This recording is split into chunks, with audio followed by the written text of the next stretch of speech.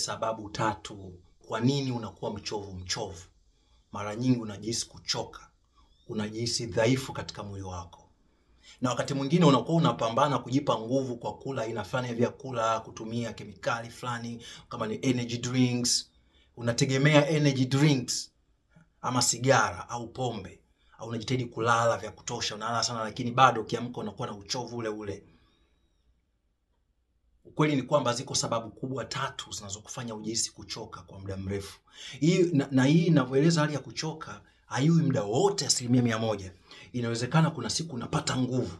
Inawezekana kuna siku 1, 2, 3 hata wiki moja unakuwa na nguvu kubwa ya kufanya mambo. Alafu unashangaa inakuja ule upepo wa uchovu ule. Yanataka kuinuka, inakuwa kazi.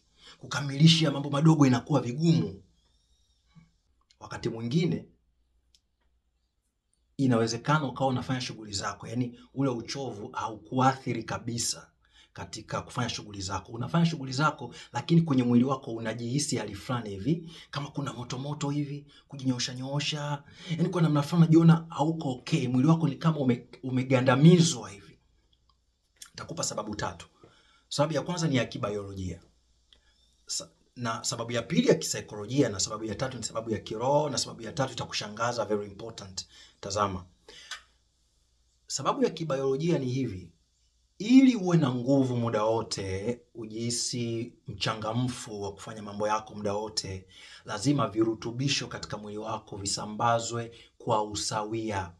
Yaani damu inavyotembea katika mwili wako itembee katika kiwango sawasawa, katika ratio, uwiano unaotakiwa kila sehemu ya mwili wako. Lakini sasa inapotokea uwiano unakosekana, ndio tatizo linapoanza.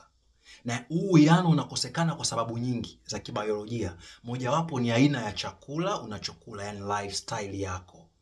Utashangaa ukiacha kutumia aina fulani ya vyakula, ukiacha kula aina fulani ya vyakula, ile hali ya uchovu inapungua sana au inaweza ikaondoka.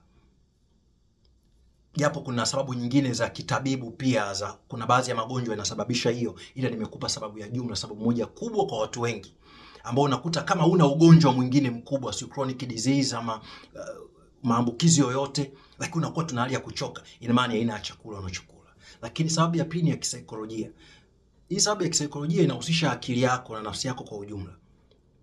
Nafsi yako na akili yako inavyobeba mizigo katika namna ambayo haiwezi kuitatua ile mizigo. Unakuta unawaza mambo mengi ambayo kwanza sio ya lazima, hayana majibu, alafu ni mambo yanayokusumbua. Kwa akili yako inakuwa inafanya kazi muda wote. Alafu kumbuka hivi, kuna uhusiano mkubwa kati ya mwili wako na akili yako na nafsi yako. Kuna uhusiano mkubwa sana. Tena kiuhalisia mwili unafuata akili.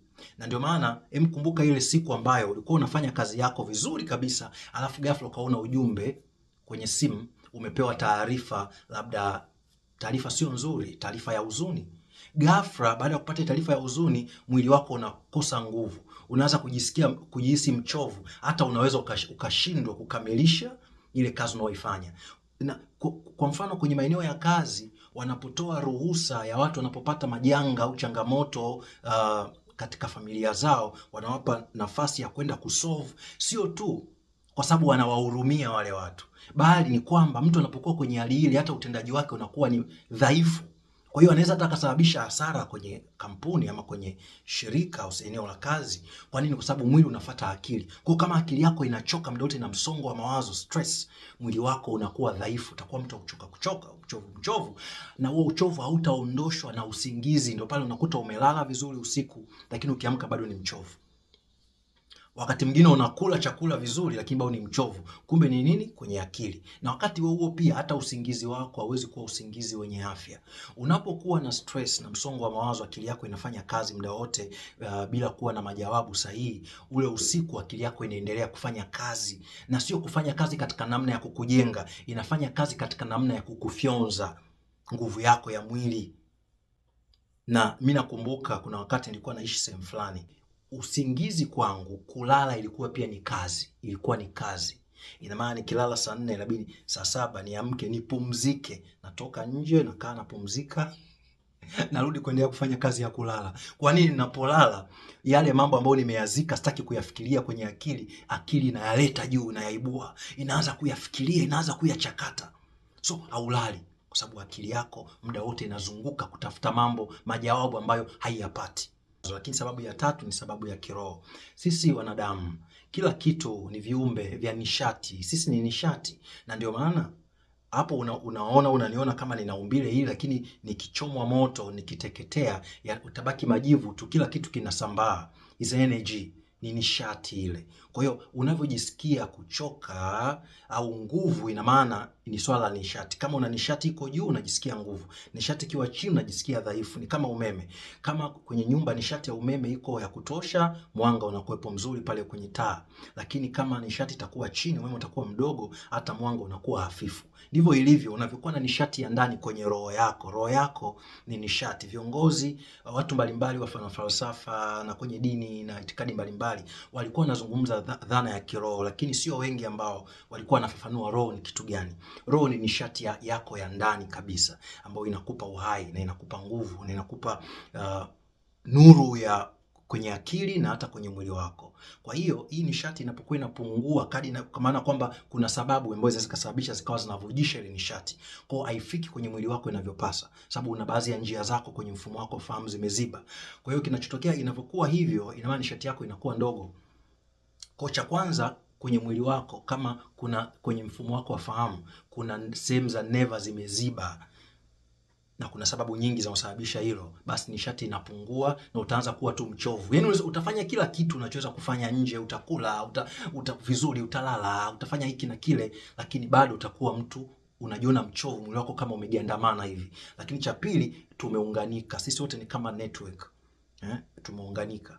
Kwa hiyo kwa mfano kama umezungukwa na watu ama na vitu ambavyo nishati zao ziko chini, ina maana wanakuwa wanafyonza nishati yako na utakuwa mtu wa namna hiyo hiyo. Ndio maana kuna aina fulani ya watu ukikaa nao unajikuta wewe ni mtu wa kukaa tu, unakaa tu kwa kubweteka, huwezi kutoka kupata nguvu ya kufanya vitu. Alafu kuna watu ukikaa nao unashangaa unapata nguvu ya kufanya vitu kwa sababu wana nishati iko juu.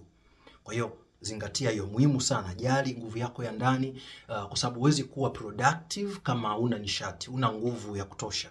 Nguvu yako ndio thamani yako na ndio utajiri wako.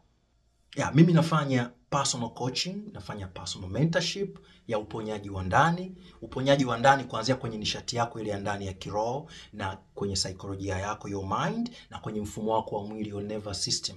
Ina maana kusaidia kufungua mfumo wako wa mwili ili nishati yako hii itembee, uanze kuona matokeo kwenye maisha yako. Kupitia program ninazozifanya, tarehe 1 mwezi wa 9 tunaanza program ya uponyaji kwa awamu nyingine, lakini nimeandika kitabu kwa ajili ya kuponya majeraha ambayo yanafanya akili yako iwe katika hali ya kuhangaika muda wote na kukuletea hali kama hizo. Lakini pia kwenye kitabu hicho Kutoka Uwanja wa Mapambano, saikolojia ya kuvunja trauma na kujenga utambulisho, nimeelezea kuhusiana na aina ya watu ambao wanaweza kuvujisha nguvu zako, ambao nimemtaja zaidi narcissist. Narcissist ukiwa naye, yeye ni mtu ambaye anafyonza nguvu zako, anatembea na nishati ya chini sana, kwa hiyo anapata nguvu kwa kuchukua nishati za watu wengine. Kwa hiyo itakusaidia ukitaka kufanya kipindi cha wewe binafsi na mimi, pia unakaribishwa nitumie ujumbe kupitia email, ipo kwenye description yangu hapo, ama unaweza kunitumia ujumbe inbox. I am the son of Zwangendaba.